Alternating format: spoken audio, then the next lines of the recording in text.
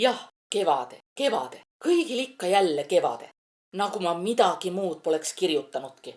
Nõnda mäletab filoloogiadoktor August Annist vana Lutsu emotsionaalselt hüüatamas.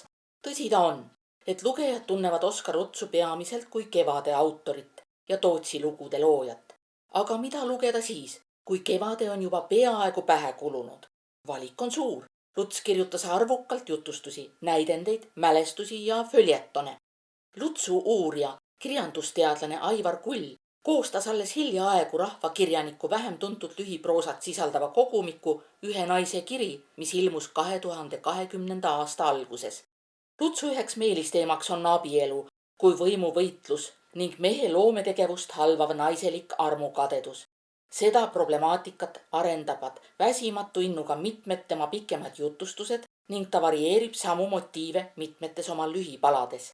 Aga kirjanik suudab mõjuvalt esitada ka naisvaatenurka, mistõttu valis Aivar Kull ühe esinduslikuma loo pealkirja Ühe naise kiri ka jutukogu kaanele. Nende lutsulike lühipaladega, mis on kirjutatud aastatel 1924–42, haakub temaatiliselt 1933. aastal ilmunud jutustus Tuulesellid, mida oleks võimalik vaadelda ka kui puhtakujulist armastusromaani.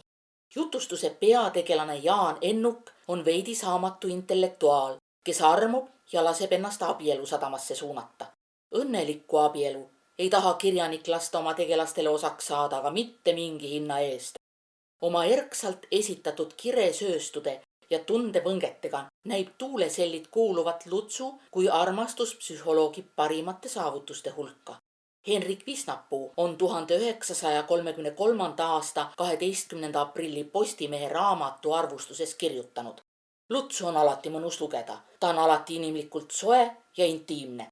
Lugedes küll varustad mõne lõike küsimusmärgiga, paned servale hüüatusmärke, vaidled vastu, kuid kas sa näe? Oledki sattunud Lutsu sõiduvette ja kahjatsed, et peab juba keerama viimase lehekülje, sest raamat on läbi. Selline hubane raamat on ka Tuulesellid. Siin ei lahendata maailma ega inimkonna suurprobleeme. Luts ei kääna maailma ega inimesi pea peale ega pahupidi. Luts ei ole sugugi tige. Elu pole Lutsu teinud õelaks, küll aga elumõistjaks ja inimese nägijaks, heatahtlikuks pilkajaks. Need kaks raamatut, Ühe naise kiri ja Tuulesellid, annavad võimaluse kogeda teistsugust Oskar Lutsu kui Tootsi lugusid pajatav memuaarikirjanik. Tähelepanuväärne on korduv teemakäsitlus, mille puhul kuidagi ei tahaks uskuda, et kirjanik ammutas selleks materjali oma enese elust.